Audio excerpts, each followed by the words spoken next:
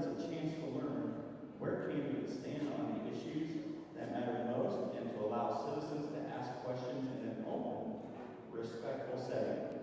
These events are not about headlines or sound bites, but about helping voters make informed decisions before heading to the polls.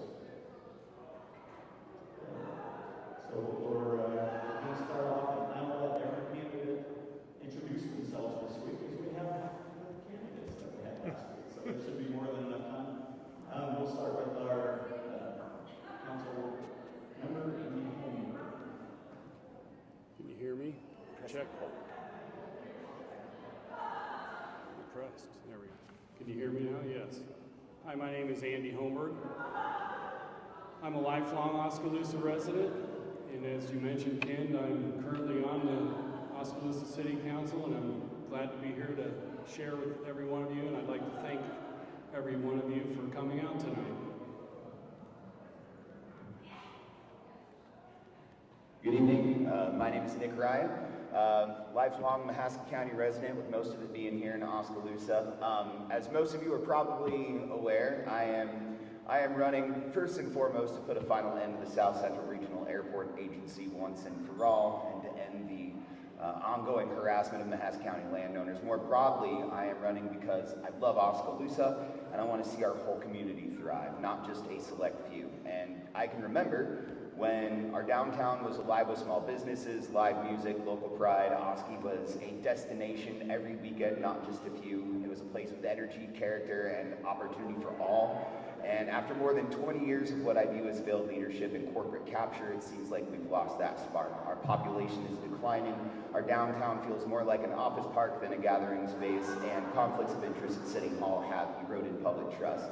I believe it's time for a new generation of leadership, new vision, and people free from political and corporate influence, grounded in common sense, transparency, faith, and accountability. And I want to help, not to put too fine a point on it, but to make Oski great again. A place where families can prosper, small businesses can grow, and people can feel proud to call home.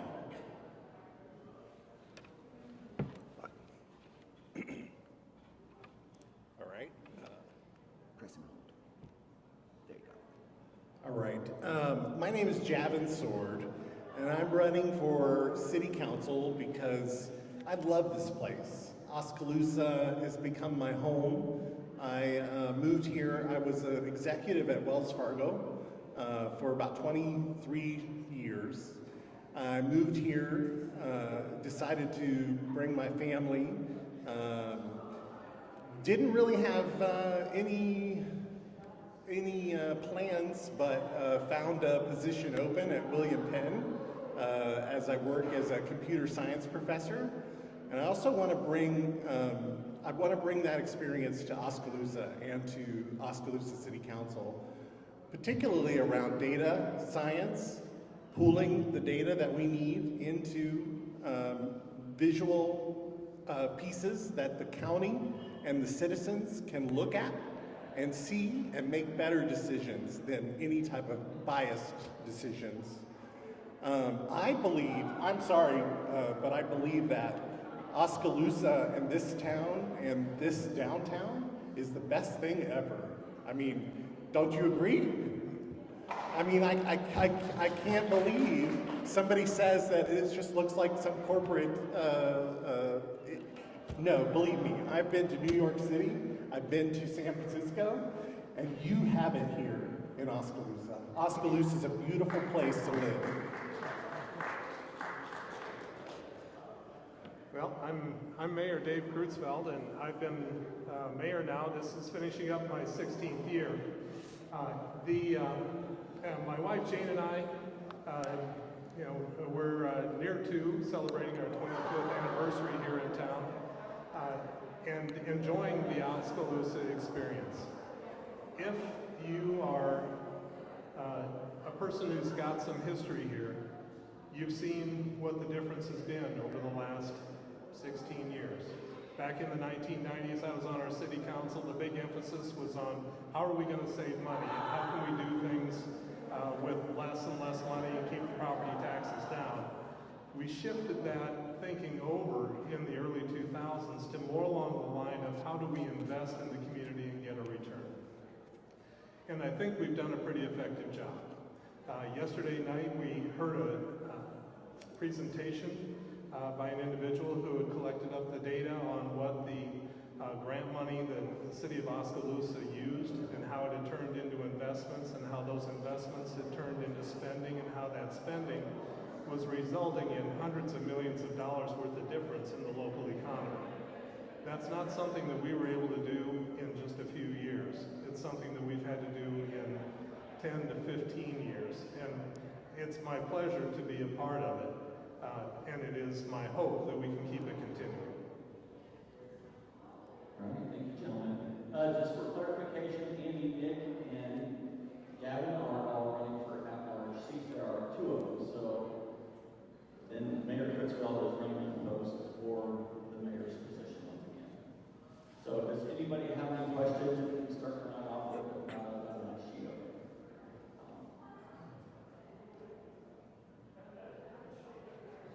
Good evening. I'm Guy Benjamin here in Oskaloosa. I'm disappointed that we've got empty chairs up there. I really was hoping that the entire council would be here, whether they were opposed or not. Apparently, there are other things to do. I don't know how many people realize that there's going to be an issue on the ballot called capital improvement levy. What this amounts to is an increase in property tax. It's on the ballot because the city council unanimously voted to put it on the ballot with, as far as I can tell, no public discussion about whether or not that was a good idea.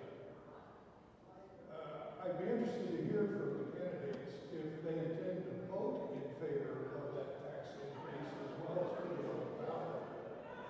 And I'd also like to know if there was any discussion of possible reductions in outlay instead of just turning to the taxpayer once again. Thank you.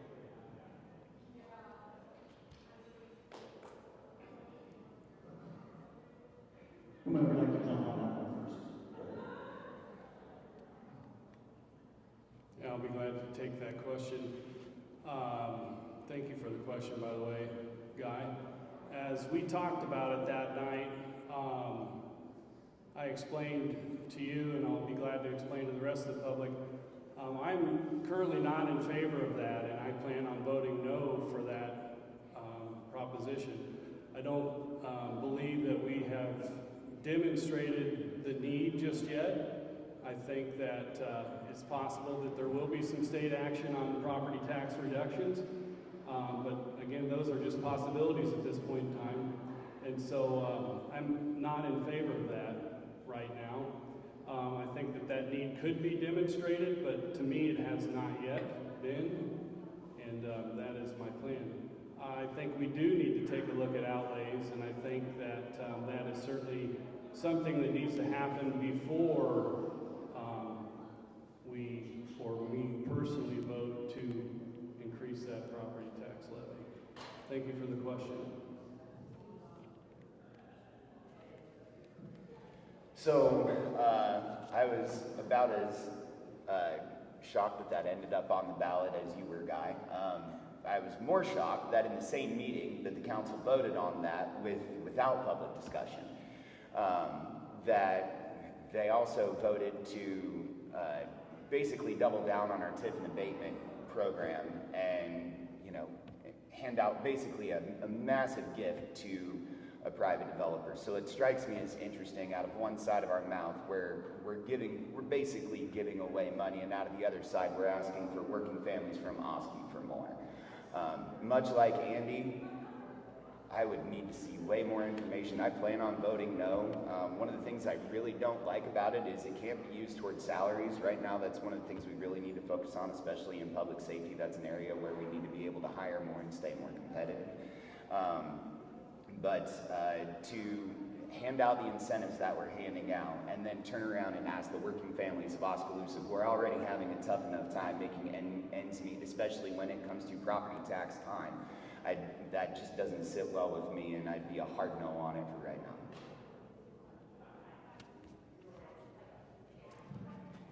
Yeah, I'm definitely not going to be a hard no or a hard yes on that issue. I'm going to look into the freaking data and see, because there are some challenges here, right?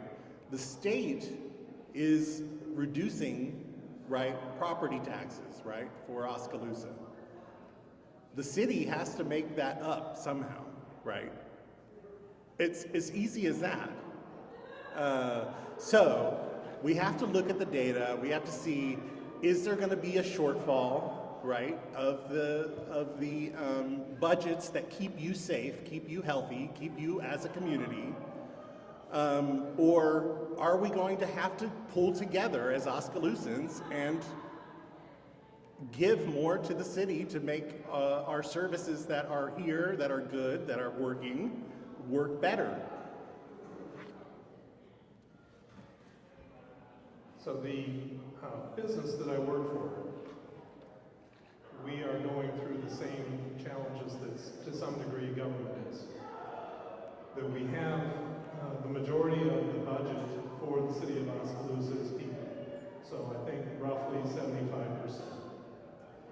In order to be more efficient, we need to be able to automate some of the functions that are being done by people, namely multiply their efforts somehow.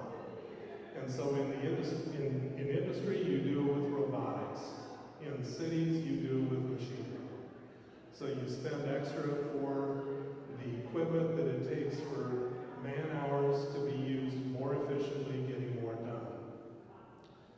Nick touched on we need to do something to do a better job on the salaries to be competitive as a city. Our employees deserve to be paid at least as effectively as any other surrounding communities, and it helps us to attract talent if we are a little above that. So in my opinion, knowing that we have financial models that are showing a reduction in tax money, property tax money coming through as a result of legislative action, we then need to figure out, well, we could either reduce staffing, or we could also find some way to multiply their efforts through equipment. So that's where that tax levy comes from. The idea is that it's narrowly defined to go into capital equipment that would be used for the city. It's not fungible in the sense that you can use that money to pay salaries, but to make our staff more effective. And so it's my thinking, and I assume the rest of the council is thinking along the same lines, that wouldn't be a bad idea to at least give it a try. The good news is that it shows up on a ballot. So from the council's perspective, it was a no-lose situation, that they could go ahead and put it on the ballot and let people vote in any way they want, but rather than taking the lead and doing something that might be unfavorable. So it would be my intention to be supportive of it. Go ahead, Nick. Yeah, if I'm, am I muted, Mike? You're not on. Come on. Hello? Hello? Go ahead, try it. Mike says it's There we go. All right. And I'm sorry, I apologize, Guy, I didn't answer the last part of your question. So what do we do about it, right? And how do we solve that problem? So to me, that also strikes me as a revenue problem, and I believe one of the reasons that we have a revenue problem in Oskaloosa is a lack of economic diversity. A lot of our eggs are in advanced manufacturing. It used to be a lot of small businesses, which is, as you know, the nation's largest employer outside the government, and we used to have a lot more of that here. And I think if we did some shifting of priorities and changed some things around in zoning and encouraged a couple more smaller businesses that actually attract tourism and that transient economic impact, I think that would be one of the ways we can maybe make up some of that revenue. Do we have any other questions out there in the audience? If so, just join me back. Behind you, Ken. There you go. Stephen Stanford, a resident of Oskaloosa. As I understand it, there's no sunset on this levy. Is that correct? My understanding, yes. I didn't hear the question. No sunset. Is there a sunset on the levy? Mayor says no. So if we pass this levy, then we're stuck with it.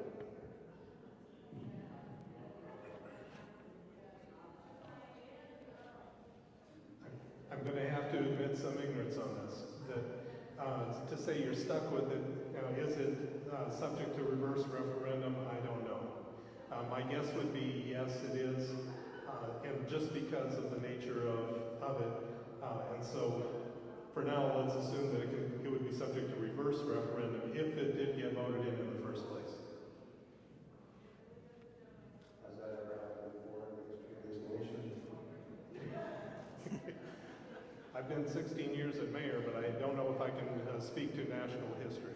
My guess is that yes, there's somewhere somebody out there did something in a reverse referendum. You hear about it from time to time with, especially in California, governor recalls, that sort of thing. But offhand, I don't know.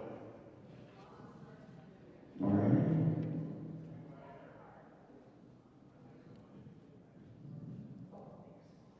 Melissa Sturgeon, I'm the pastor at St. Paul Congregational UCC and resident since June 2020. I am seeing more and more folks in our community coming to our church for help. I know from speaking to colleagues, their churches are seeing more and more folks coming to churches for help. I have a hard time hearing about property tax increases when the divide between low income and higher incomes in our town it seems to be growing. I'm curious what solutions you have, what ideas you have to help make sure that Oskaloosa city government works for everybody instead of just those who can afford the higher grocery prices, those that can afford the higher cost of living, and maybe can weather the storm of increased property taxes.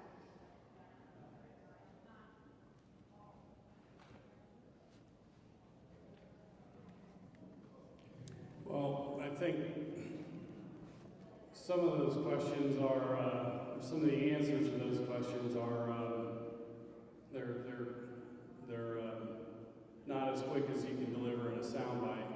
I think there's some public-private activities that need to take place to help with that. I think I will tell you that the importance of a family and having that family or someone that can help a child grow into being an adult is vitally important to lifting people out of those kind of situations.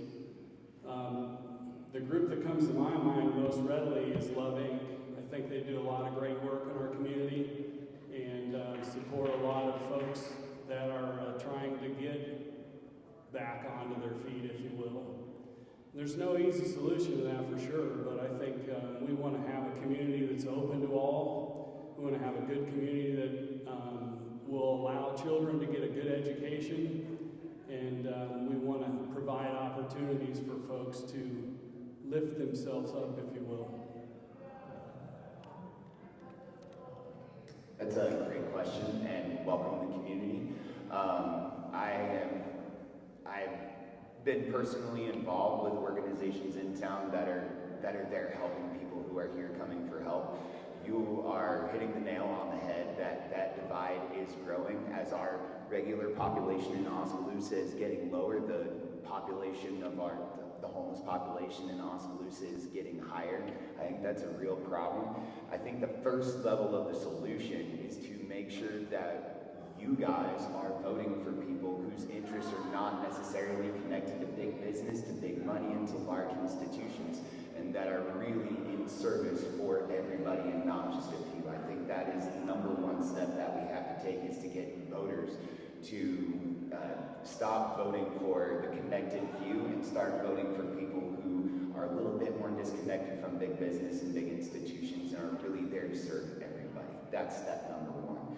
And then to echo what Andy said, public-private partnerships are very, very important. Love Inc. is a great organization. The Climb and Give It Up Mahaska, I just participated in an event where they raised $3,000 in one night for somebody that needed help. There's a great community of churches in this community. We need to figure out at the city level how we can unleash that power, and that means getting all those stakeholders together and figuring out a plan. But the longer we leave that unaddressed, the bigger that problem is going to get, and I can assure you that if I'm elected to the city council, it will be a priority for me to close that gap.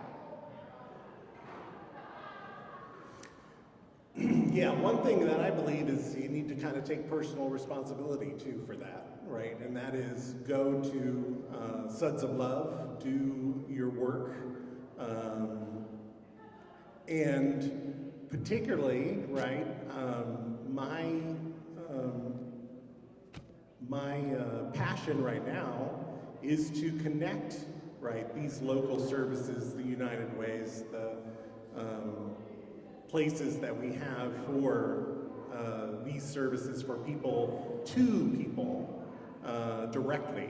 And actually one of my initiatives that I'm running through the AI Equity Alliance is to bring an app here to town for people that are in need, right, to connect those needs to those that are willing to give, right? So my philosophy is, if you really want to do something about it, you do it yourself. I guess I speak from some experience. Jane and I were involved with the Love Inc. organization for a significant amount of time.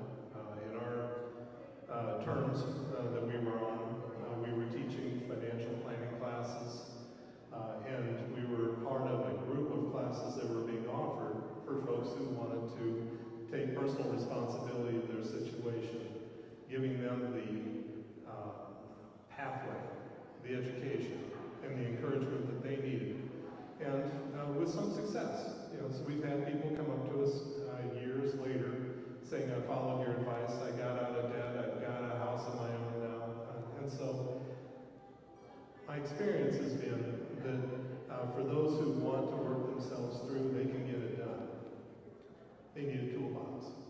And so Love Inc. is one of them. The city of Oskaloosa over the years has also participated in, you can drill holes in the effort if you want, the encouragement of various initiatives in town. Low income housing was one of them. And so low income as well as income neutral type stuff, market driven they refer to. We try to encourage housing for all. To that degree, it requires investment. These things don't pop up on their own. And so, it's my belief that we already have a number of partnerships that are already going on. Love Inc. tends to be the glue between those. And so, with their efforts, I think we're on our way. All right, thank you. Good evening, everybody. I was in the hot seat last week, so I appreciate that you guys are running, so thanks for everything you're doing. James Jr., sorry. Thanks. My question is, and I would call it a softball question, but I think all of us are curious, is what do you view as the 2 to 3 major challenges that the city faces, and what would you do to fix them?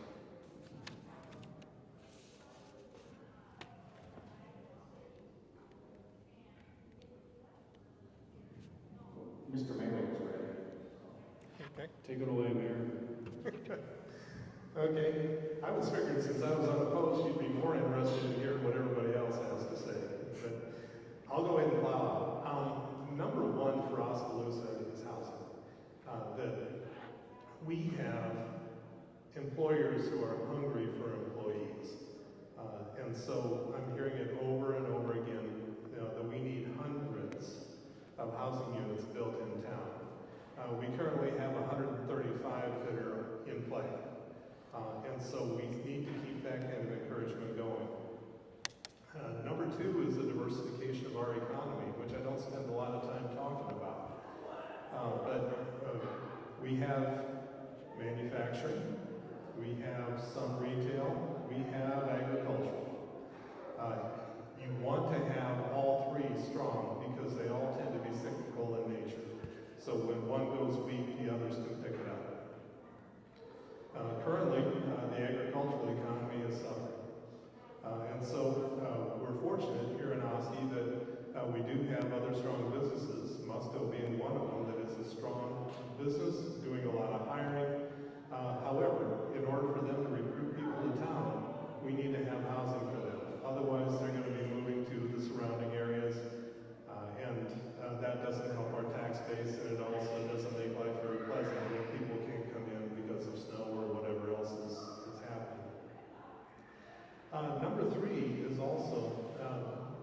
concerned about property taxes.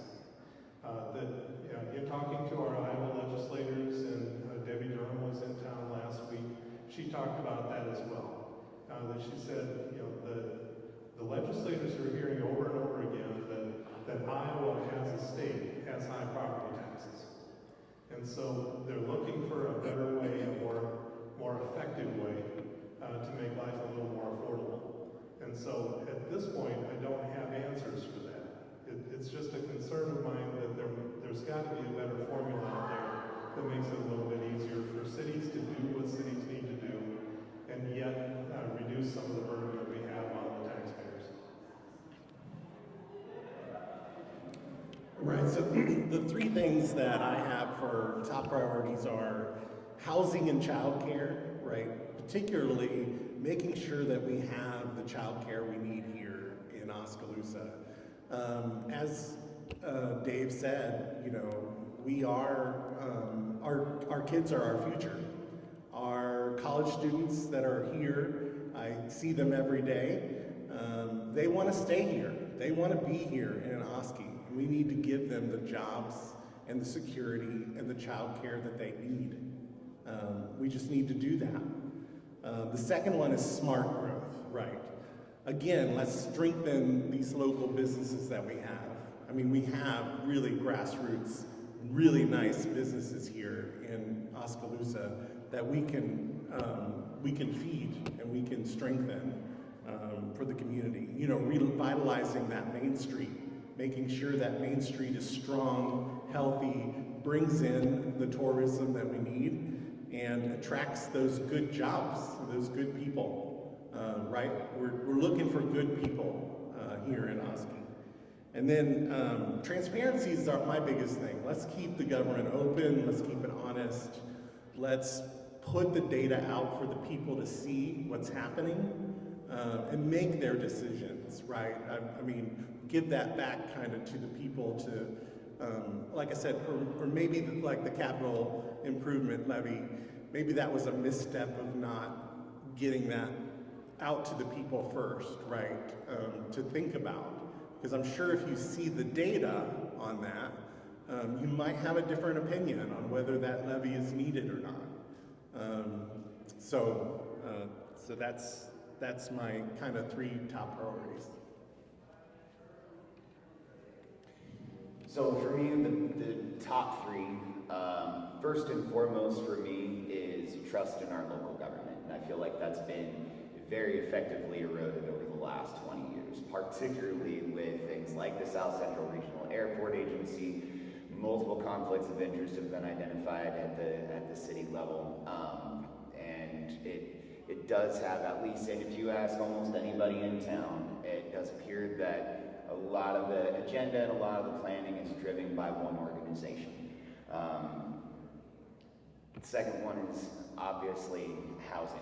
We're short about 1,500 units of housing in Oskaloosa.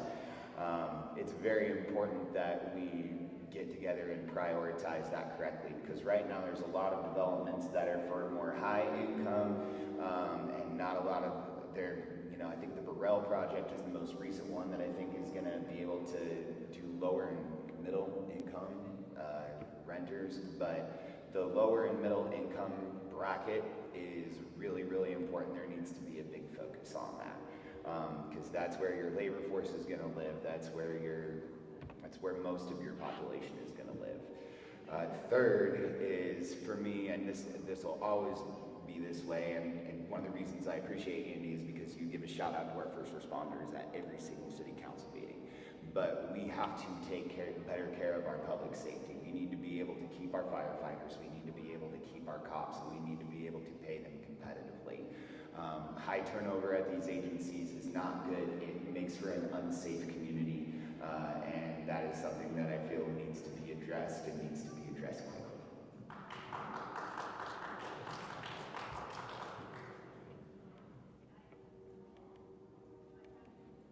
I got a red light here, Ken, so if it goes out, I need batteries. I'm good for a minute. Housing. I think everybody up here said that. I think that's certainly number one. I think number two, and they really are hand in glove, is the tax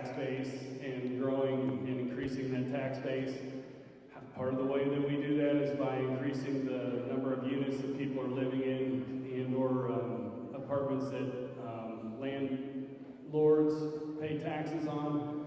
And then certainly I think it's critical for us to continue to be a beautiful, inviting community. I have yet to hear of any visitor in our community that comes in and says, gee, your downtown looks terrible. People that haven't been here ever talk about that, and people that haven't been here for a long time talk about that. It's not just the downtown. Obviously, we want to continue on those efforts around the community. We want to expand on those things. But yeah, inviting and open community, certainly along with the housing and tax base, are top three. All right. And Mr. Mayor, you're quite aware of the political history within Oskaloosa, and right-hand candidates have made successful bids for office. So I kind of loosely considering also still running against an opponent. So. Okay. All right, we have another question. Hi, Christy Brady. Okay, a couple things. It's not going to be the same question for all of you. Bad news, I'm not even an Austin resident. Good news, I'm here tonight because I care about Oskaloosa, and my intention was to leave tonight deciding who I was going to promote as who I want my people to support. So that's what I do. So I've got a couple different, they're not even really questions, but I want people to expand. Nick, I'll start with you. Literally in just 20 seconds is all I ask. You mentioned spark and trust in the community. I guess that's a question. Do you feel like the spark needs reignited, and how, I guess, do you feel like that needs to go? 20 seconds. I'll try to keep it to 20. So the spark that I remember back when I was very young was this mall was full. The square was bustling, not on certain weekends, but every weekend. And it was driven by small businesses, and it was a time when you couldn't swing a stick and not hit live music on any given weekend in this town. I don't know what happened, but I have seen a lot of those places replaced by office buildings and industrial facilities. I think that's poor prioritization. You need to focus on zoning and bring that spark back. That's how we do it. Javin, I know you are a data dude that. Yes. I appreciate that about you. Data, visual data is important. You mentioned transparency, huge buzzword right now. So what can you bring with your data visualization and bringing transparency? What does that mean to you? Right, so what it means to me is more visual platforms for the Oskaloosa citizens. So I'm a geek at heart, and I develop software, and for a living, I've done that for 26 years. I can also develop, and that's kind of how I make decisions, right? I make it based on the data and the hard facts that are out there. So one of the things, or a plan that I have, is actually building some visualization, some data visualization for Oskaloosa, to show, right, the real impacts of each of the things that we do in the city, right? And let's stop, like, kind of guessing or even taking shots at people for trying, right?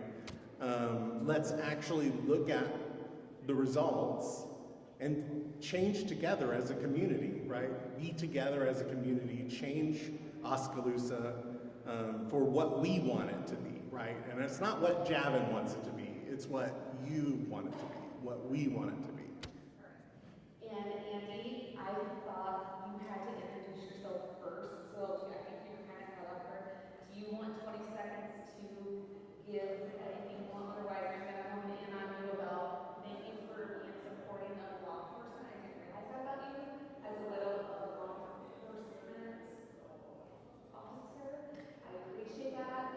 I'm going to give you 20 seconds just to give a little bit more about yourself. Well, I wouldn't forego about myself, but I'll just tell you that I have a loving family. I've raised my children here in Oskaloosa. They've all grown up and gone to school here. I was brought up in Oskaloosa with my family, my two siblings, and I'll leave it at that, but I will tell you that my son is in law enforcement, and so, yes, it's a smaller community, Oskaloosa, But, you know, I, like many that have a loved one in law enforcement, hope that every night goes well and pray that every night goes well and that bad things don't happen to our loved ones that are serving and protecting us. And I do think that they're often marginalized, maybe not so much in this community, but I think that we don't have any idea what they go through day in and day out, and I think we do owe them a huge debt of gratitude in addition to support. Mayor, yours is, yeah, Mayor, yours is gonna be really quick. You don't need 20 seconds. Wheel of Fortune or Jeopardy. That's it. I actually don't watch either one of them. So I can't really take a position on that. But I would also, Andy's being humble, he also spent a significant amount of time on our Civil Service Commission as a commissioner. His work in serving the city of Oskaloosa and being an important part of the judgments that's made as to who our civil servants are in law enforcement, etc. He's had a big part of that over a long number of years. Thank you, Mayor. I just have one more thing to add to that. I came from a county, Guthrie County, and we had officers that would shoot people out of trees. So your officers here, I've noticed, are the most brave, the most courteous, the most kind that I've seen in quite some time. So I just wanted to kind of applause definitely for the first responders and the city of Oskaloosa and their police force. They do a really good job. So I mean, really my question here is going to be directed more towards you, Mr. Seward, but I'd like to hear everybody's ideas on this. Since you come from a corporate or data-driven background, data is great. You can tell a lot of quality of life doesn't come on a spreadsheet. How will you measure success as a council member in a way that reflects people's well-being and not just the numbers? And let me just, how would I measure that success based in the people and not just the numbers? Like quality of life of people. Quality of life of the people. So yeah, basically, and that's very important, right? So yeah, it's not all about the data. It's definitely about making sure that people, right, feel involved in their government and involved in the decisions that are being made. And I think some of that transparency or just putting some of that data out there allows people to have those conversations, right? You can have those conversations at the dinner table. You can bring this up at the next city council meeting and be more informed, right, as a citizen from the data perspective. And then from the people perspective, that comes first, right? You know, making sure that we're thriving. We have open, accessible government is a top priority.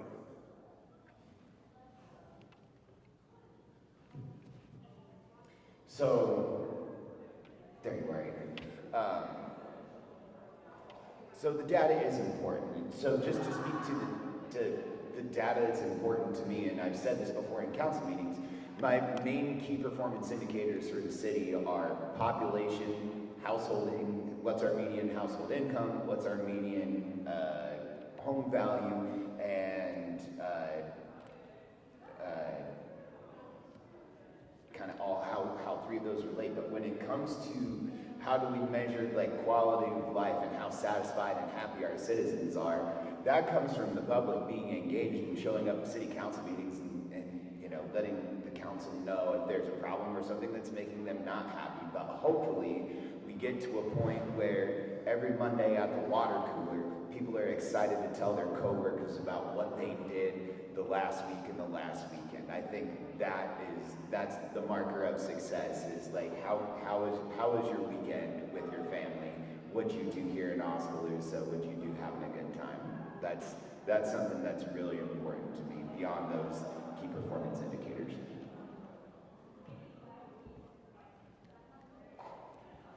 I'll measure success by finishing a 4-year term and not seeing our property tax rates go up. I'll measure success by seeing our sewer rates go down. And I will measure success by seeing this community drive the poverty rate down, of which I think many of us know it's higher than we would all like in the area. And so those, I think, would be 3 major milestones in a 4-year period.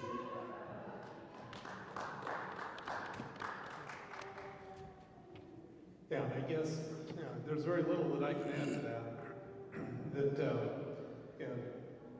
I guess what I go off of mostly is the feedback that I receive, not from the city council meeting. It's when Jane and I are walking out on the street, when we're going through a grocery store or a hardware store. It's people that are coming up to me and folks that are saying, yes, I'm visiting your town, or this is an amazing place, or I've lived here for X number of years. I wanted to let you know that we're here on the square and my kids are riding their bicycles on the sidewalks. This is the safest feeling community we've ever been in. Those are the sort of touchy-feely, non-data driven sort of things that get my attention. But also reaching back into Debbie Durham's statistics for Oskaloosa. When she comes here, she's talking about the success stories that we're having, the amount of development that's happening, the jobs that are being created, the retention of jobs that we have. And so I see a number of economic successes that are happening, and then I look finally to our schools and say, yes, the changes that are happening over there, I think also bodes well for the culture of Oskaloosa, that our kids are going to be growing up in a way that they're going to want to stick around. Or if they go to college and then come back, I think it's much more likely than it would have been years ago. I'm going to ask all 4 of you to take off your political hats, and I'm going to ask a little bit more of a personal question. So you're in the twilight of your days, and you're going to measure your life. How will you feel successful when that day comes? I'll take this one. This one's easy. So I've known what this metric is for me for a long time. I've been saying it. My mom's heard me say it I don't know how many times, but my goal, this is how I know if I've lived a good life, is I will leave this world a freer and more prosperous place than when I found it.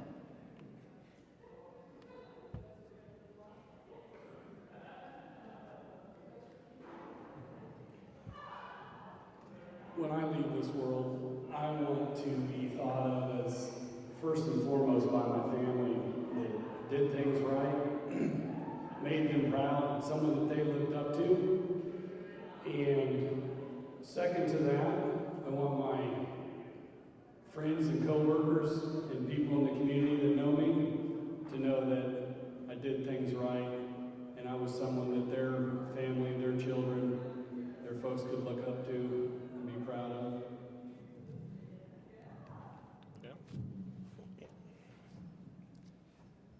So first of all, I'd like to make sure I leave this world a more positive place, right?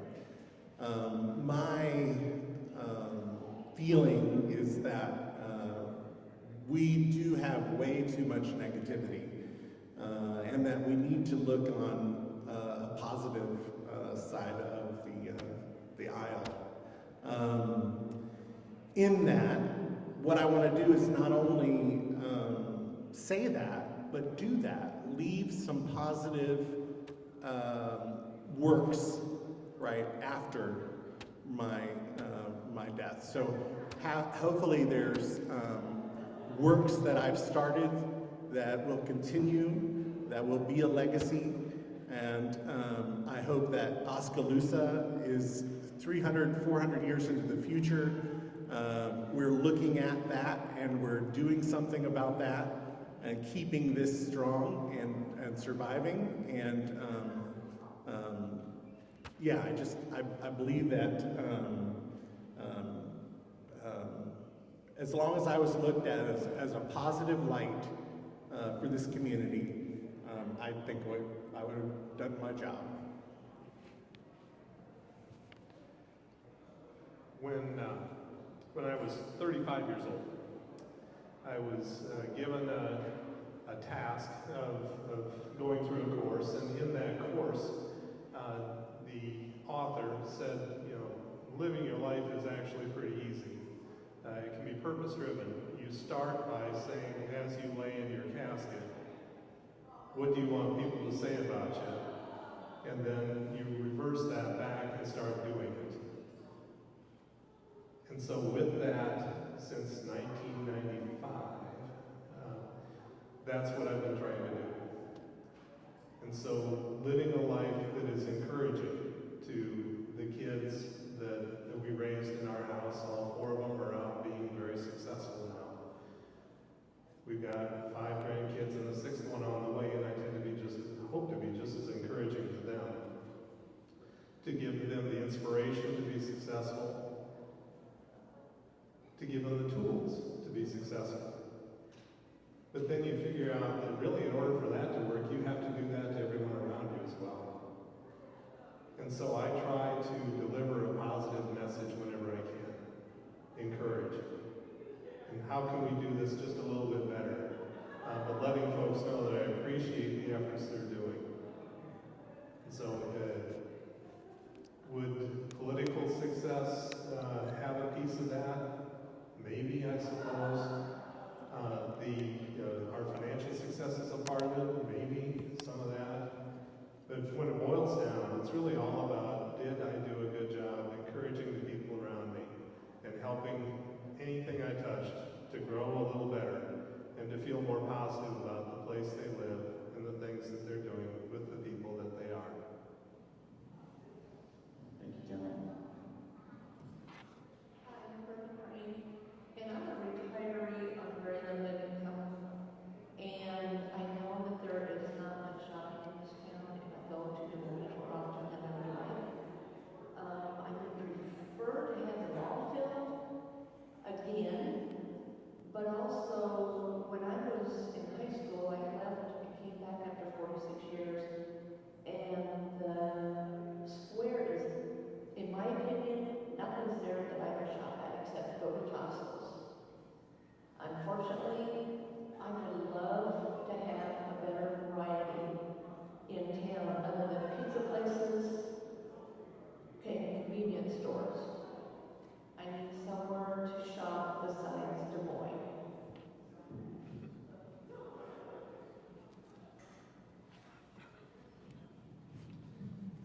Boy, do I share your pain.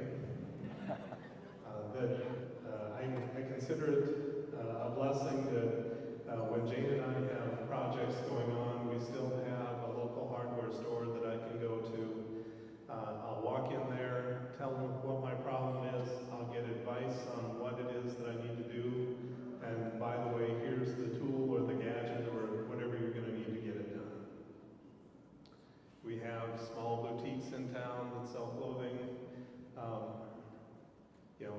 Do I wish there were more merchandise, department stores still around? It's not something that cities do. The community does. So you have laws of economics that are now in play. And so as we sit here and look around at storefronts that used to have a Kmart in them, or a Spurgeon's, or if we go down to Ottumwa, is there anybody who misses Dillard's, or not Dillard's, but Herberger's as much as I do? Boy, I used to love to make that trip. The communities did not support them enough for them to stay in business. And so we have that challenge as a developing community. How do you deal with the Amazons of the world? Well, for one thing, you look local first. And so what about the local? What about all the other local stores? Before you go into your computer and go to Amazon and say, okay, give me this, and it'll be here in 2 days. Maybe you could try going downtown and you can have it in an hour. But it's something that as a city we look at and we can encourage to a certain degree that certain businesses, such as the trio, that sort of thing, we can do some of that, where there's hunger expressed by our community that yes, we want more restaurants, that sort of thing. What if you're successful? What if you land 5 restaurants in 2 years? Is the community going to support them? We seem to like our pizza, but I would also say that we have a responsibility as a community for the people who take that step, that we need to support them and be in those stores after we ask for them.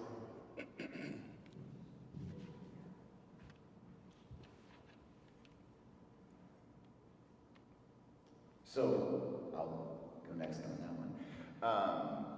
I completely agree. And like I said, I remember when this was not the case, right? And to me, the key difference has to do with the lack of what I would call dining and entertainment.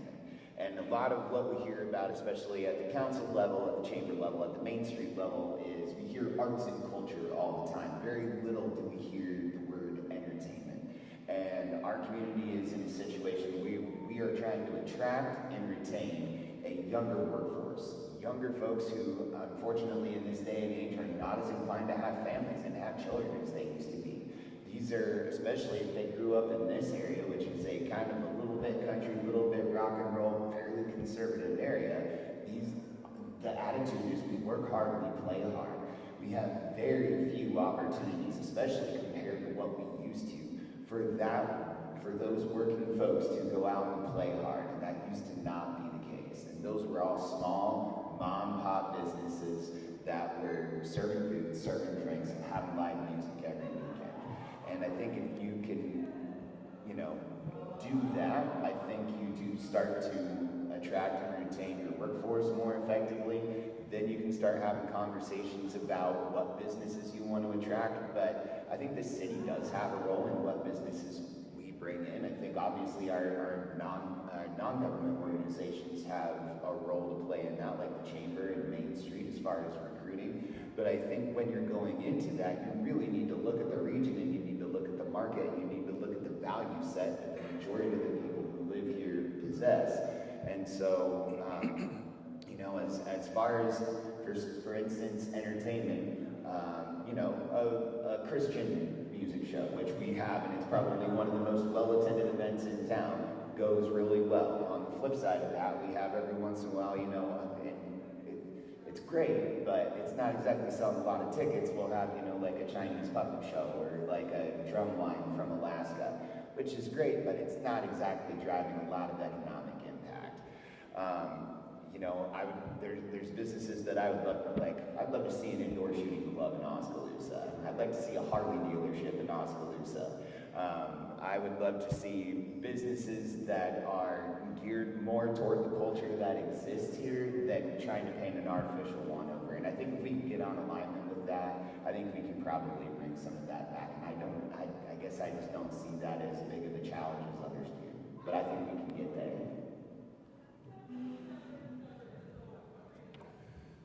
Well, I would just say that, in some cases, whether we like it or not, the world is changing.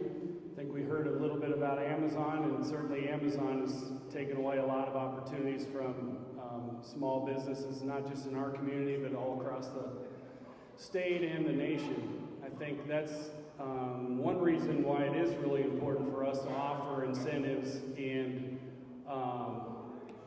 TIF-type activities for those retailers that are willing to take that risk, because let's face it, small business is a big risk, and for someone to want to locate here in Oskaloosa and start up, they're gonna put it on the line, and it may not work out for them. We need to incent folks that have good, solid plans and a good business model to come to our community, and then above all else, our community has to support them. And we've certainly seen over the years many businesses try, and for whatever the reasons, they haven't been supported, and so they had to close their doors. And that's somewhat unfortunate for us, but it's also part of the law of economics. We need to do our part to continue. Absolutely. Just a quick follow-up. For any of this to happen, those businesses also have to have the opportunity to actually come here. Right now, if you get on the assessor's website and type in the address of Musco headquarters and then click on the owner address, it will pull up all the properties that are owned by one LLC or another that goes back to that address. The amount of control over commercial properties in town that is consolidated under one roof, I find kind of alarming. I have actually spoken to business owners that have wanted to set up shop in Oskaloosa, and they have hit brick walls when dealing with organizations like Oskaloosa Downtown Development, for instance, especially in the downtown corridor, because they own most of the property and they do a good job of putting facades on and fixing some of them up. But then when it comes time to get a business owner in there, the demands, the lease agreements are borderline abusive. I've talked to people who have said their attorneys who have reviewed these agreements are unlike anything they've ever seen. We need to have a serious conversation with the stakeholders and turn that around.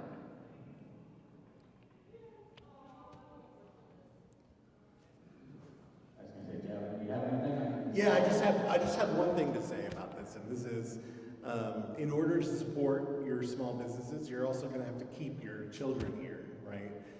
So making sure that you support, that child care for those young families that are going to be here, that are going to want those local services, are definitely something that you have to look at. But as everybody kind of was saying, it is kind of the reality, right, that a lot of people do use the convenience of Amazon or use the convenience of some of these larger corporations to the detriment of our town, right? I always want to make sure I go and find something here first, then pull something in, right? So I would love it if more diverse businesses would come to Oski, and I think the only way we can do that is if we rally around and show that economic support to the city as individuals. All right, thank you guys. Tom Hall, I live on Carmainer Road, and I want you to know where my heart's at. I've worked in this town for 72 years. My son is the 7th generation of Rawlings to work in this town and make his living here, and yes, he works for Musco. My question is, and I'd like to ask him in all of it, but maybe we just let the mayor answer it. Does everybody know, we talk a lot about property tax, commercial, residential, and farming. Does everybody know who gets discounts and who doesn't? I know the mayor knows, so, or I'll explain it, but I gotta ask a question, so that's my question.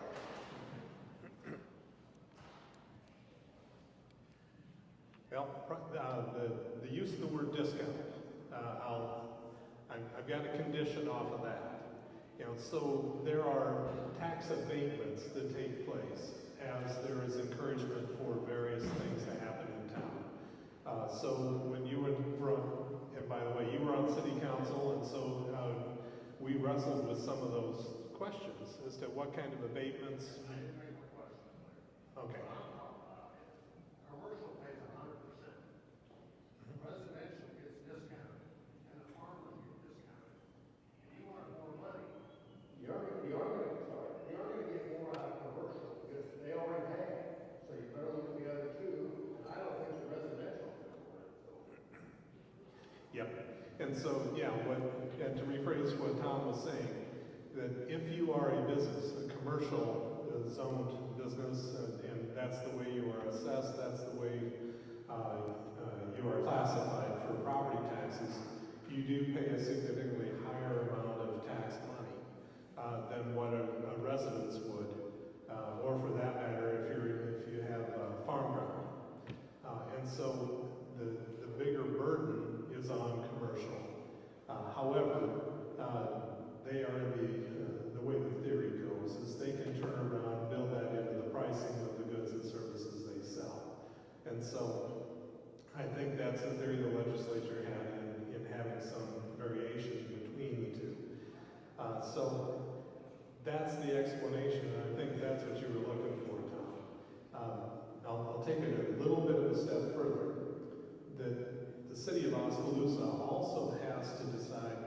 with its incentives, what to incent and how aggressive to be.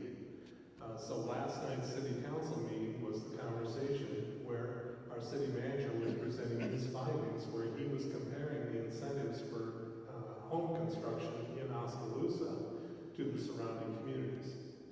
And we were finding that our incentives are significantly less than what they would be for Pella, for example. And that might be part of why we see so many stories where people are recruited by Musco, white-collar, good jobs, and then they turn around and live in Pella, is that Pella's making it easier for them. And so we get some criticism for, are we incenting and paying more attention to the people who have the money. But we would really like people to build houses. And those are developers, and they're looking for the most easiest way to get it done and to still keep their product affordable. And so we need to make sure our abatements are in line with our surrounding communities and remain as attractive as we can. All right. Same for again. So this question for everybody. Our new city manager has done a great job strengthening public safety for building support and law enforcement in our community. Given that success, how would each of you continue that momentum?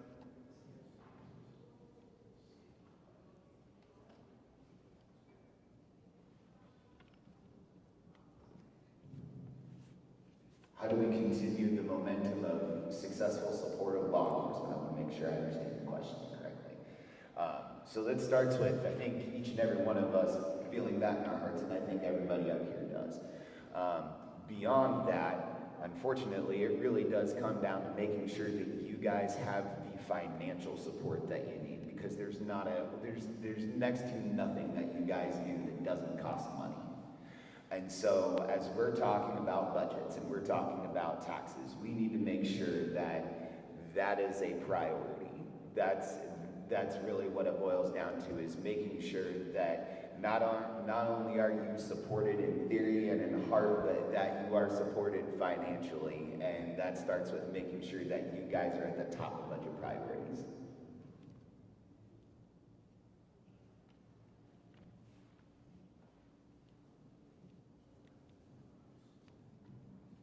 And I would add to that by saying that we hope that the city manager continues, excuse me, to support their efforts at their, what I would call continuing education, and their opportunities to go and, I'll call it study, but train with other departments, take other learning opportunities, both in state and in some cases even out of state, so that their work can also be enlarged and their work experience can be improved by their ability to grow and learn new skills and new things on the job, in addition, of course, to being supportive of that group and those groups financially.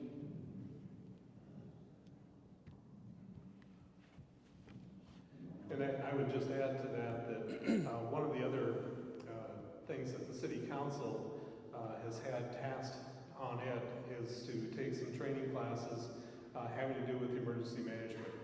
That when there's an emergency, what is the chain of command that is going to take place? How is the division of responsibility going to be handled? And the loud message in there is for us city council folks to take a step back and let the professionals do their job the way it needs to be done, and not insert ourselves. So there is weaved into that training an appreciation of everything that law enforcement and emergency management personnel do.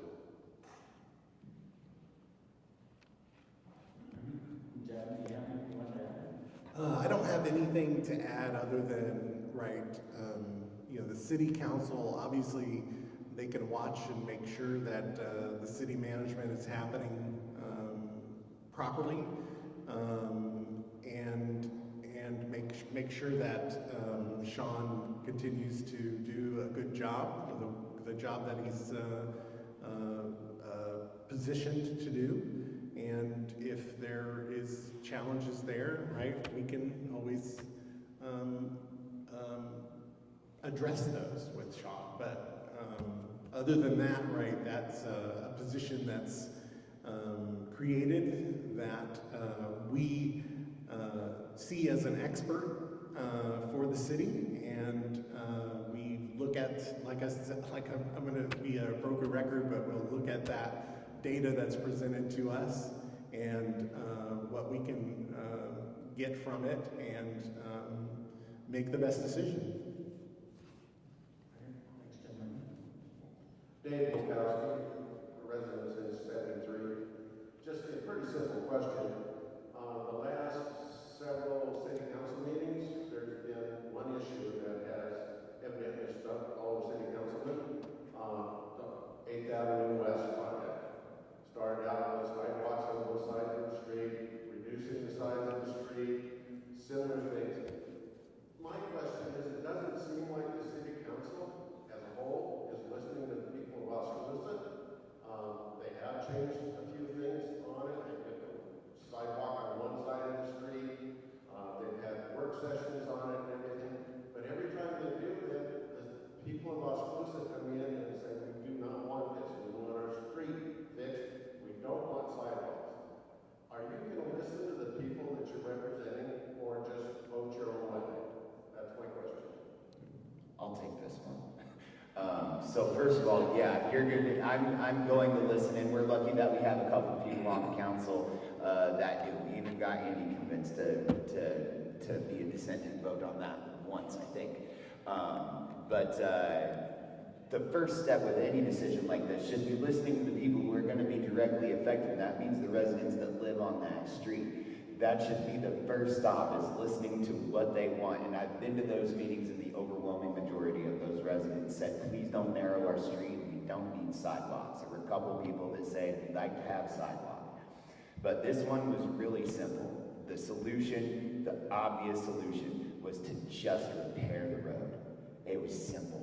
Just repair the road and leave it the way it is. It could have been so simple, but unfortunately in Oskaloosa we have what we call a complete streets policy, which is based on a sustainable development goal, which there are several of them that come out of United Nations. These work for large urban areas, mostly in countries where they don't have the courtesy to drive on the correct side of the road. They are not suited for small rural communities, and so in addition to taking a very hard look at our complete streets policy and making sure that we leave room to consider what the people who are most directly affected by projects like that actually want, we need to take a look at every other single city policy that is driven by sustainable development and sustainable development goals, and make sure that those are really in alignment with our community and our values and the way we live around here, especially in a small rural community.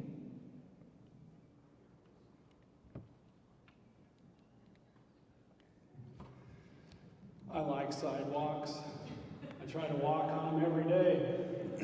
I don't always get that opportunity, but I do think they're a vital part of a vibrant community. I think they promote a lot of community neighborliness.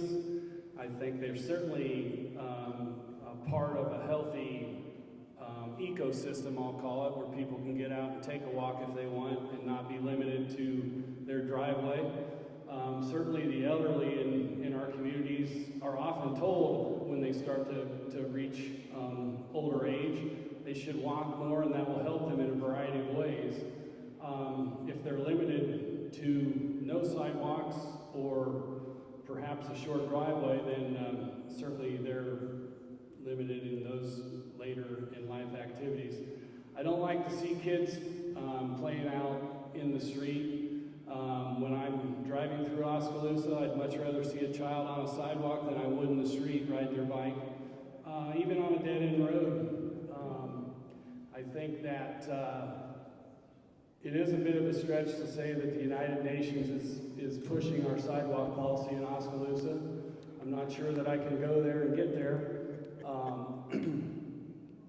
For the record, I support gasoline-powered cars and think that those are a vital part of our freedom and choice to travel wherever we want to go as well. Having said that, We're not always going to make decisions that 100% of the community agrees on, and that's unfortunate, but that's just the real world.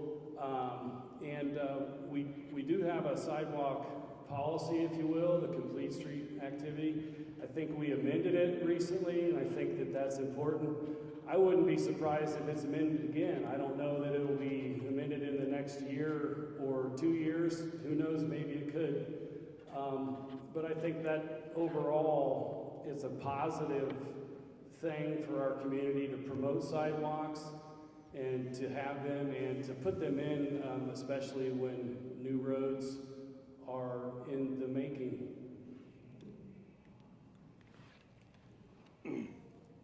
Yeah, I just have a short comment on it, and that is, I think your children are going to expect sidewalks down the street, and you're in a city like Oskaloosa. So please think of your future generations that are going to need these sidewalks. Think of the older generations that need these sidewalks. You could have a hip problem, right?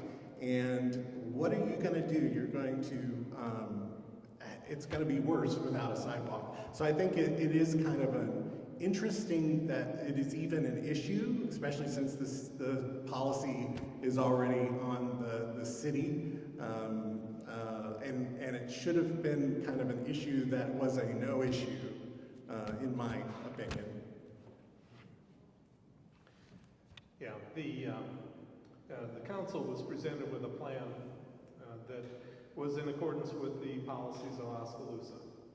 The design of that street was done under a set of standards called SUDAS, and it is engineering standards that are statewide.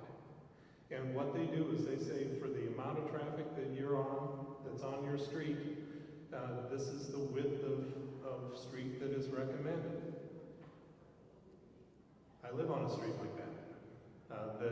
We are fortunate that we had the experience where our street deteriorated to the point that it needed to be repaired, much the same as this one. Dead ends on it, no sidewalks on it, and we had neighbors that were going around with petitions saying that they didn't want sidewalks on that street. And the council decided, and in fact I can remember Councilman Yates at the time saying, if it doesn't have sidewalks, I'm not going to vote for repair of the street either. And Jane and I were part of that. It was our neighborhood, and so we asked for the sidewalk. Please put it on our side. It helps with the curb appeal, and we like seeing kids and people walking by, including us whenever we've got a hip problem. And so, Javin's right. You do take the long view on this. It's a very short-sighted view to say this, at this moment, kind of like a Polaroid picture, this is what needs to be right now. With a view to the future, you have to think about what about when people age out, when they sell their houses, when their kids grow up, when the kids become teenagers and start driving cars. I appreciate sidewalks. We're going to see that happen in our neighborhood in about probably 7 or 10 years, that it'll be useful for people to be out of the way when teenagers are learning to drive on ice, etc. So sidewalks are a good idea for a number of reasons, but a lot of it has to do with just trusting the experience and the knowledge of professionals that have created these policies in the first place. So, real quick, you mentioned something really interesting there, is that what happens when the kids start having cars, right? And so mom has a car, dad has a car. If it's a nuclear family, 2-kid family, we now have 4 kids. We run in, especially all over Oskaloosa, situations where driveways, when you have a 2-car garage house, driveways are not short enough, or are not long enough to park the other 2 cars in. And the option that's left for them is to park on the street. Janet was talking about this at the last meeting. They don't know what they're going to do when they start having kids. But with the complete streets policy and with the traffic calming, it mandates the narrowing of the road. And therein lies the problem. You're either discouraged from growing your family or having to move into a house or being encouraged to move to a house that you might not be able to afford, or you gotta park on the street, but if we're narrowing the roads, that on-street parking, like what's happening with the folks on 8th Avenue goes away. And that's, again, it goes back to like, having a one-size-fits-all policy. Clearly we're here because of that one-size-fits-all policy and the conflict that it creates. And again, just for anybody wondering about the UN thing that I mentioned, feel free to Google UN Sustainable Development Goals, Smart Growth America, and the Complete Streets Coalition. You'll see what I'm talking about. But yeah, I just thought it was interesting when you mentioned that when the kids start having their own cars, like that is one of the problems that policy in and of itself creates. And so just also something to think of. You're right, we need to look to the future, but we need to consider all sides of it, sir. Go ahead, Mayor. Well, so in our case, what we saw was that by the narrowing of the street, that increases the amount of right-of-way that's available for driveways. And so in our case, when we have our 4 kids showing up with their families for Christmas, we're able to get them all in the driveway. And it's just a 2-car garage. But I think there is some capability there for people who are planning their families to be able to deal with a brand new street that has a sidewalk on it. What's interesting is the city manager, Sean McGuff, and I had this conversation in an interview about 3 weeks ago. So my question to him is, if these sidewalks, which are important in many ways, but how do we make them worthwhile? Because our society, planning and zoning, says we drive cars. So we used to have south side of the grocery or Harry Green's. So the elderly person could walk to a neighborhood store and get those. But today, that can't happen because we have zoning that restricts that. So do you think that we can look at how this is done in order to encourage neighborhoods once again that have those amenities for them? Okay. Well, that's certainly a planning and zoning question.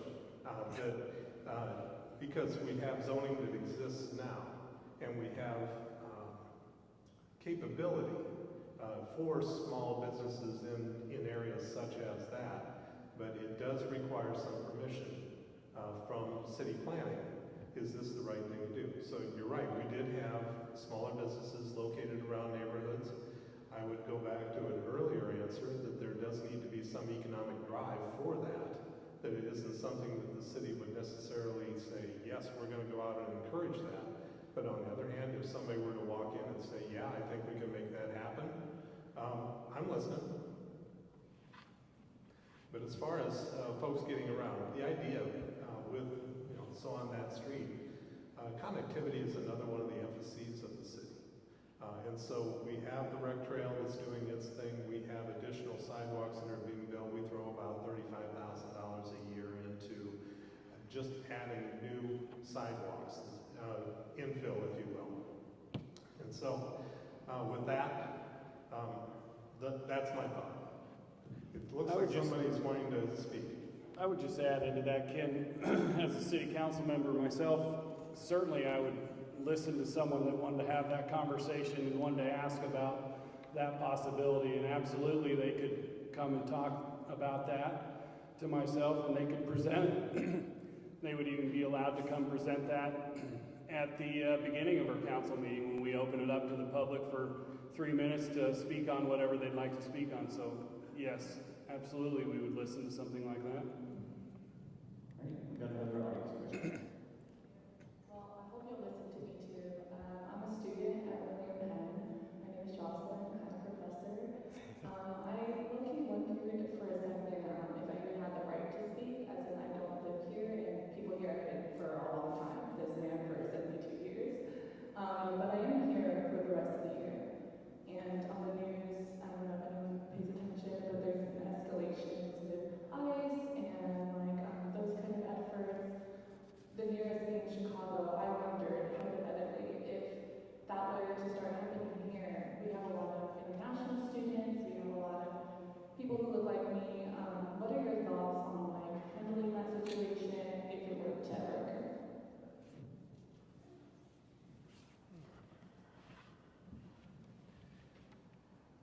Well, I guess my belief is that there was a significant amount of communication happening behind the scenes before that sort of thing started happening. So I guess it's not something that I've considered as a likely thing to occur in Oskaloosa. And so if that sort of issue were to pop up, I guess I can only promise that I would give it consideration and meaningful thought. We do have a very capable police force that, from the best of my estimation, would be very much a part of that discussion if there was the sense that we had some sort of a problem.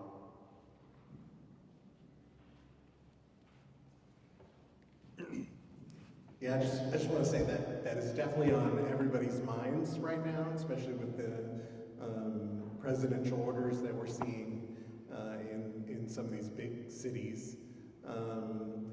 But I hope that the town of Oskaloosa, and particularly William Penn University, will protect the students' right and do what is legally available to us to make sure that justice is served. Thank you for being here. We're happy to have you. This is something that I have been watching. Just a little bit of background. My background is military and not in law enforcement, but law enforcement adjacent. And I have been like a big freedom guy for a long time. And one of my biggest fears since I've started kind of going down that road is totalitarianism. And the stuff that I'm seeing today, and I'll be upfront with you, I am all in favor of forcibly, if necessary, deporting criminal, illegal immigrants. I want people to come here, but if you came here illegally and you've committed a crime, you gotta go. Right now, you can self-deport, there's an incentive to do it, but if it was a situation where the federal government is coming to Oskaloosa saying we're sending ICE into your town to do the thing, if I'm sitting on the city council, we're gonna be having, I know I can get at least one other, hopefully everybody on the council to agree to at least a work session with our counterparts at ICE, with our police department, and I'm gonna wanna know some things. I wanna know specifically, who are you going after? Do you have a standing deportation order for them? Where are you going? There would need to be some level of local oversight to protect exactly our students and the people that we want here. That being said, there are some people maybe that we don't want here. I hear that we want Oskaloosa to be a safe and welcoming community for all. I will counter that and say I want it to be a safe and welcoming community for most, because even outside of immigrants, we have a couple of people here in town that my friends in law enforcement can attest that maybe we don't need to be, that maybe don't need to be here. We need to handle that. But if I was on the council and ICE was coming to town, you better believe that I would support them, but I would demand very, very close oversight of those operations.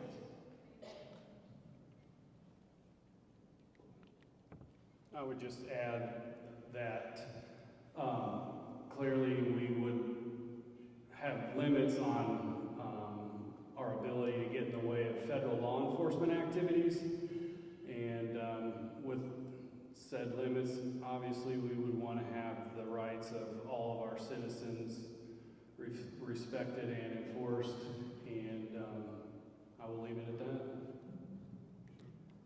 All right, can you say your name? Hi, my name is Alex Robinson. I'm also a current student at William Penn University. I currently just got here, so I will be here for more than a couple of years.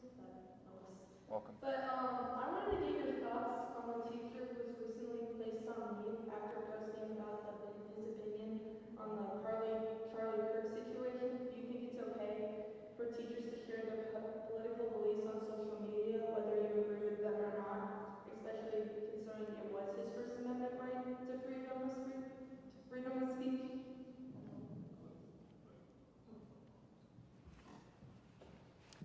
Well, I'll take this. So the First Amendment is for persecution from the government, and it's not. It's obviously up to that city, that jurisdiction, whether they believe the incident failed to meet their social media policy. And I think it's pretty as simple as that, as far as does it meet or does it not, and that's pretty much what I feel on that.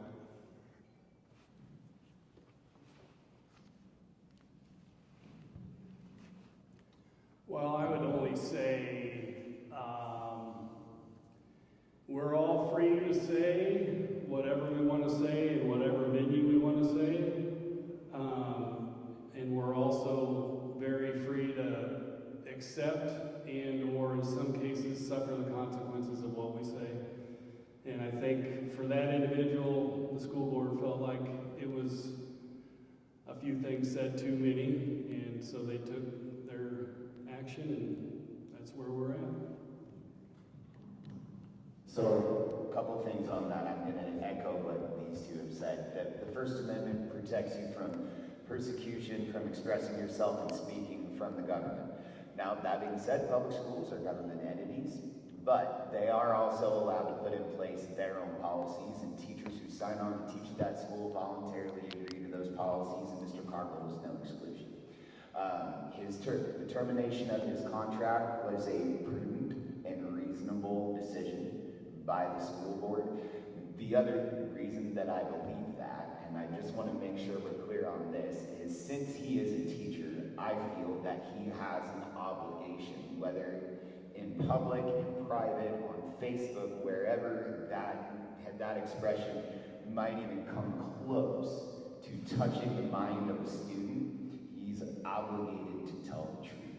And the truth is that Charlie Kirk was not a Nazi, and he was far from it. And so not only did he violate the public school policy,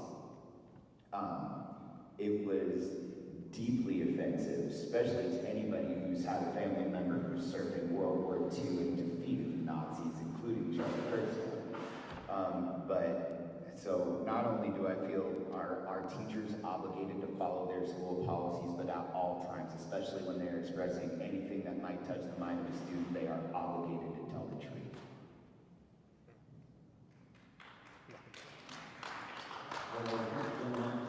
I'm going to wrap tonight up with two questions of my own.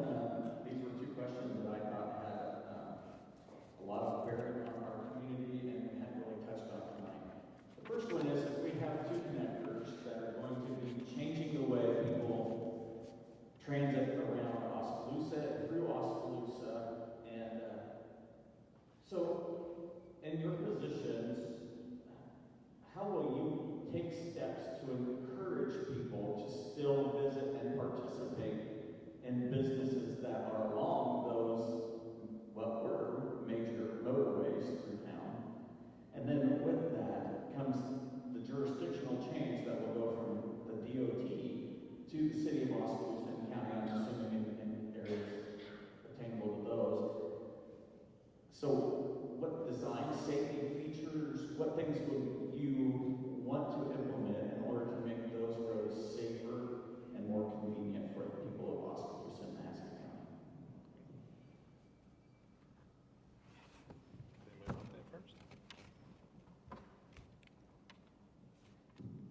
I'll take this one first. So this has been, and by the way, I just want to say up front that I'm often accused of being anti every project that comes before the city or the county, and that is absolutely not the truth at all. I am very excited and very supportive of the Northwest Bypass and the Southeast Connector. I love the idea that we're going to get some of this truck traffic out of town. But that being said, some of those people are vital to supporting those local businesses. So for me, it's twofold. It is bringing back the energy that used to be in our downtown every week, not just on the weeks that Chamber and Main Street decide they want to have an event. You will notice that during the weekday, and especially almost every day after 5 p.m., unless there's an event, the square is pretty dead, the downtown's pretty dead.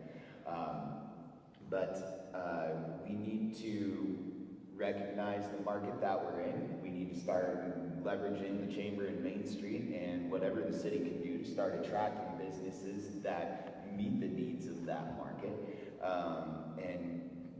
We need to bring back some of the entertainment options. Again, we hear arts and culture all the time. There are models for success all over the country. My favorite being Lower Broadway in Nashville.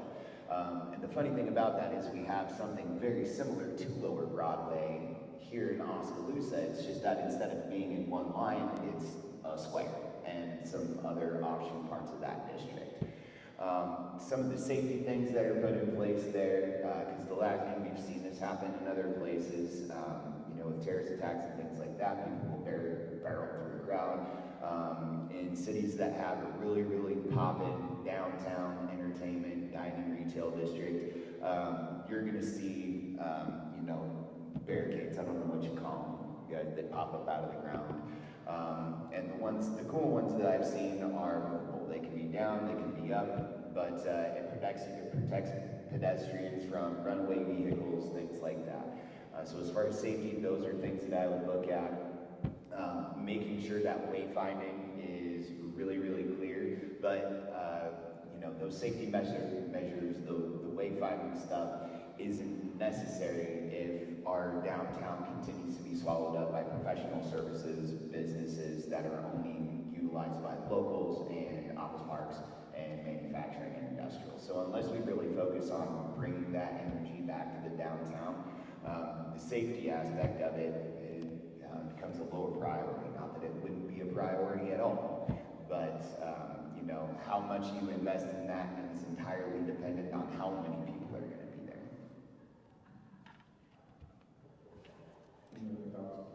there. Yeah, I just want to say, obviously, the safety aspects of roads are we have experts that do that, and they work to make and put those safety features in. And so I would definitely rely on an expert to work with any safety mechanisms, regardless of if they're fancy or not. That's pretty much it. And the other, so as far as the bypass is concerned, your assumption is that traffic will decrease. You don't think so?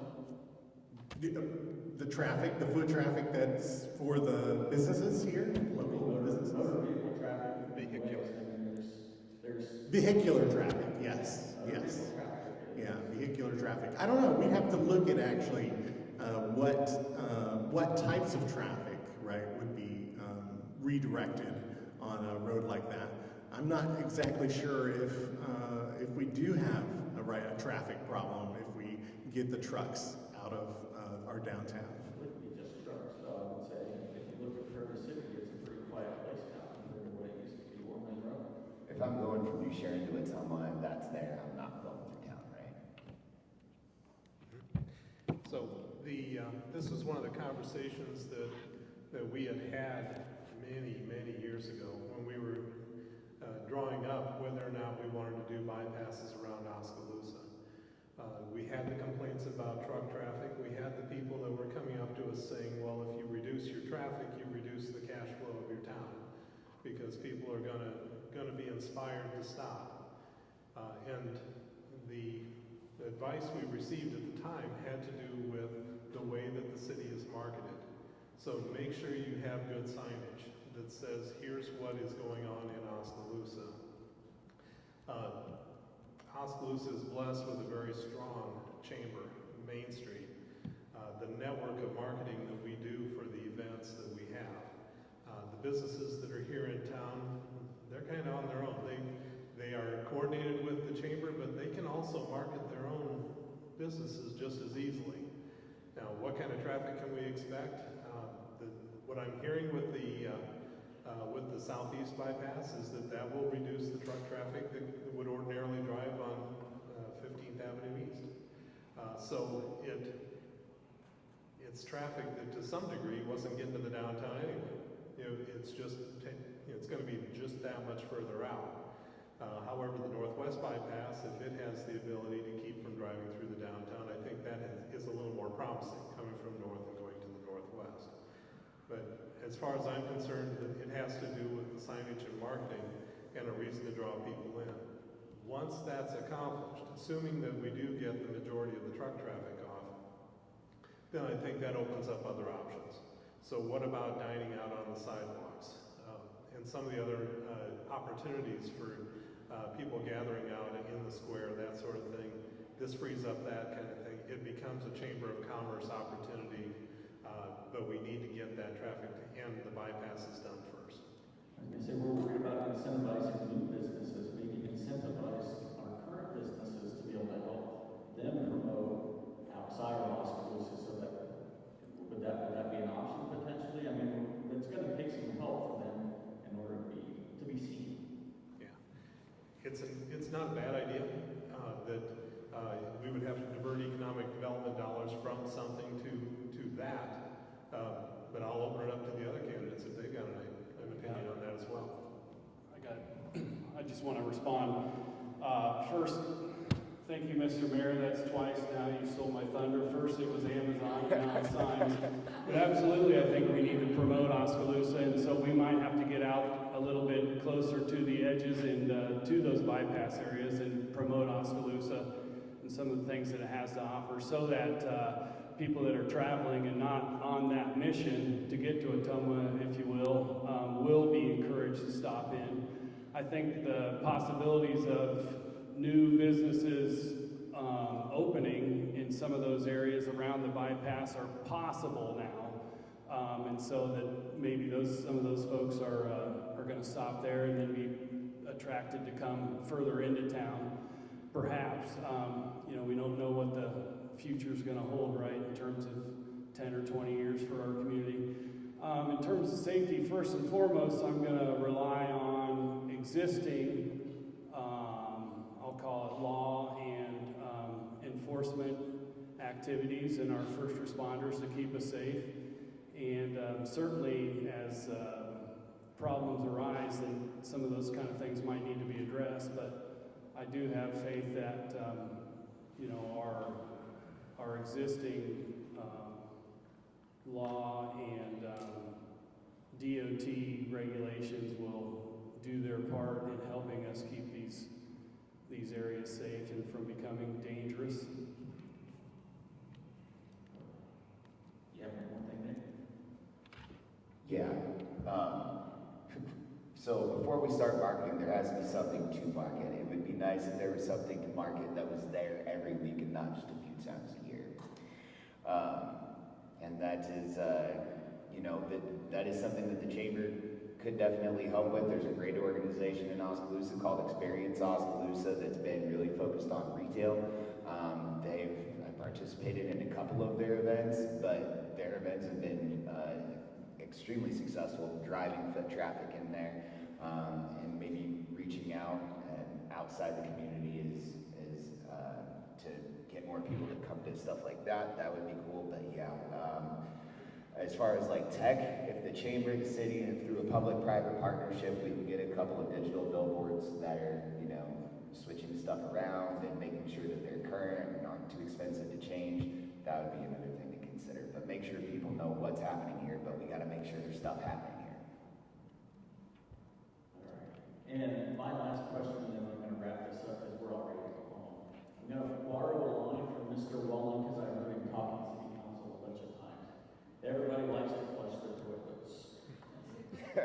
So that conversation goes to the new wastewater treatment plant replacement and its cost, which I think is currently $70 million, which, if I remember, like a decade ago when this conversation was first started, it was like 35. But the mayor will have to correct me because he was in those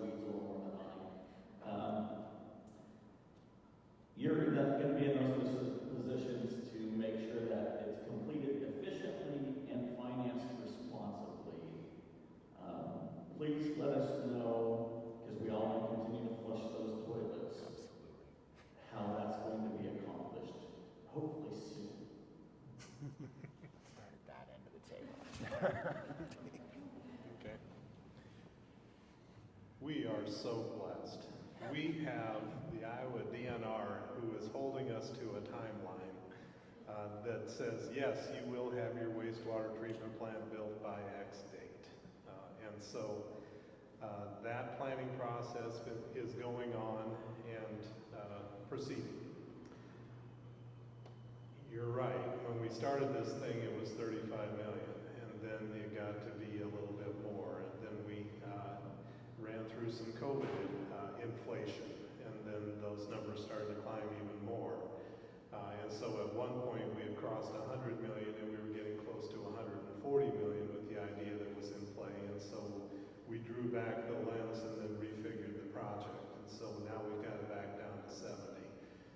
And inflation doesn't appear to be anywhere near as rampant as it used to be. So we've been encouraged by some of the bids that we're seeing with other communities. When we started this, the financial planners next came in and said, okay, you're probably asking how you're going to pay for this. We've got some ideas. One idea is that you can just coast along as you are, and then when the plant is built, you're going to have to shock your residents with a huge increase in what their sewer rates are. Another option would be to raise your rates in anticipation of where this is going to go. And so we would recommend some increases on the front end to build up a cash balance and then keep it going. And I think Tom Walling was in part of those conversations where we had some big ones that we did. And boy, it stings. Every time I look at the sewer bill that we have, I think, I wish it didn't have to be this way. And if it was up to us, without the DNR telling us what to do, we probably wouldn't do it this way. But I think it is the right way that we eventually have to go. You have to be responsible with your environment, and you're being told by government agencies this is the way it's done. So we try to be the most effective we can, and we are doing some measures on the backside, making sure there aren't some more efficient ways to handle it. But are we going to get there? Yes, we are. And the approach we're taking is one that we think is probably the least painful, but it is nonetheless one where we experience pain. Long answer. I probably took away the thunder of Andy again, but that's my perspective.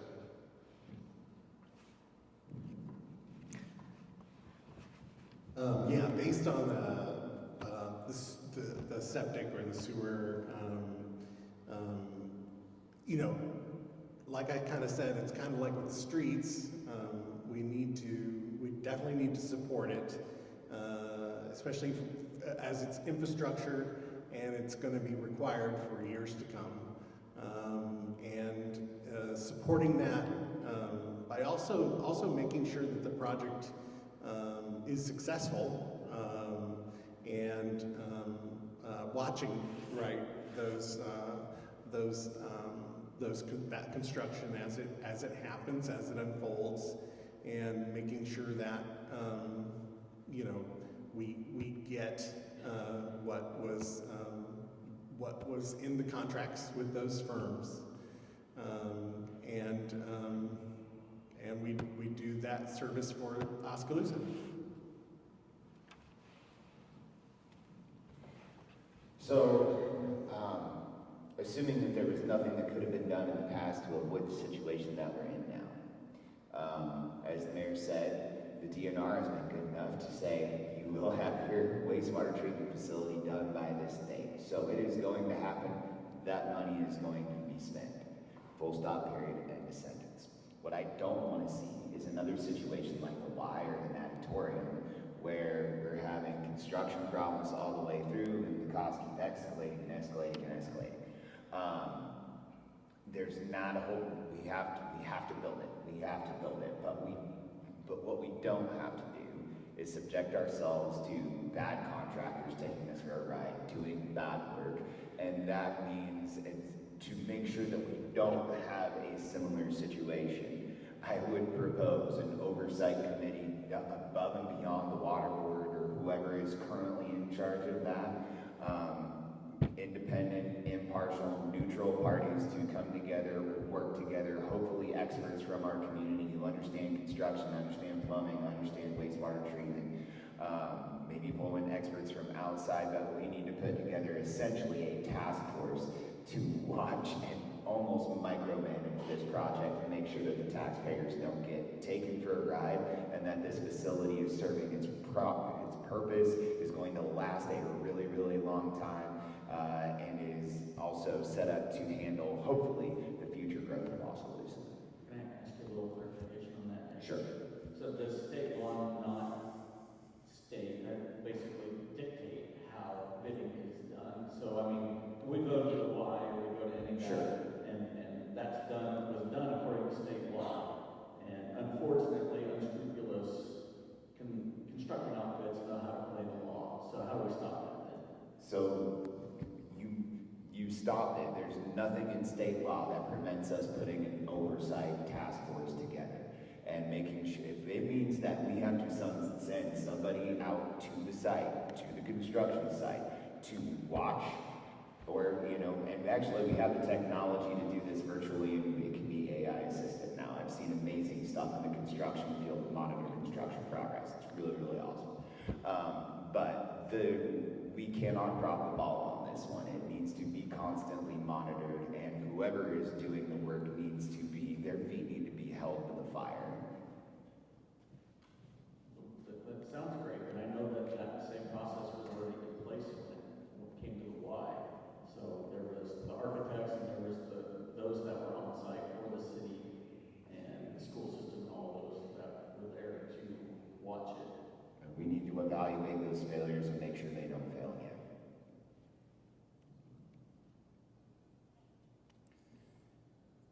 Yeah, I would say I too want to be able to flush my toilet in a couple of years, so I appreciate the work that the city and the water board have done to try to get us to this point. Obviously, something that had to be done. I think what was said sounds good, but it also sounds like it might just add more cost to the project, so I think we got to be careful about other entities getting involved in this. I do think we have to leave it to the professionals, while at the same time taking some lessons learned, if there are lessons learned from the Y project, and applying those to this project when it gets up and off the ground, or actually further along, let's say, than where we're at.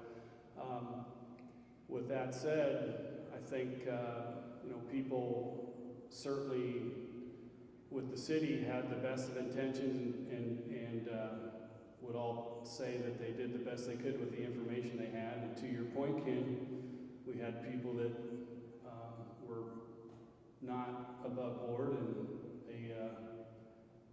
they got us.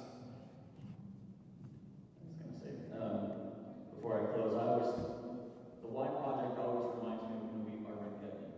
And they're going to fly off and they're going to save the world, and they're strapping in to those space shuttles. And one of the used to be construction worker, now astronauts, hops in there and he goes, this is, I don't remember how many million moving parts, but I don't remember, a lot of explosives built by the lowest bidder. And so that kind of explains government right there. So with that said, I just really want to say thank you, gentlemen, for sitting up there tonight and for wanting to help lead Oskaloosa into the future. So on behalf of Oskaloosa News, I want to thank everybody once again for coming tonight, and once again, thank you for your willingness to serve. We also want to thank Penn Central Mall, because their staff and their team members do a great job of helping get this ready, and without them,